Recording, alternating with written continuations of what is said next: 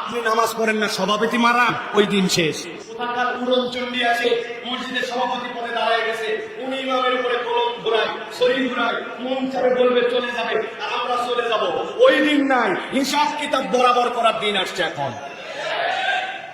মুয়াজ্জিন ইমাম 7 দিন করে ছুটি পাবে মাসে, আর সভাপতি 7 দিন ইমামতি করবে, সেক্রেটারি 7 দিন মুয়াজ্জিনি করবে। যোগ্যতা থাকলে সভাপতি হও, সেক্রেটারি হও, যোগ্যতা নাই এই রাস্তায় আসো না, ঠিক কি না?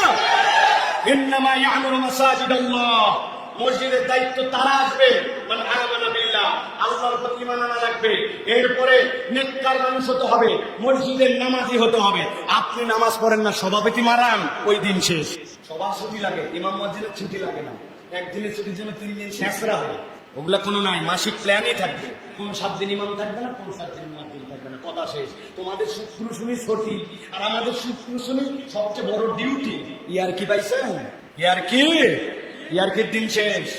যে সকল সভাপতি 7 দিন নামাজ পড়াবে, আর সেক্রেটারি ক্যাশিয়ার ভাগ করে নিয়ে মুয়াজ্জিনি করবে, ওরা মসজিদের সেক্রেটারি সভাপতি হবে, না হলে মসজিদের ইমামের সভাপতি, মসজিদের মুয়াজ্জিনি সেক্রেটারি।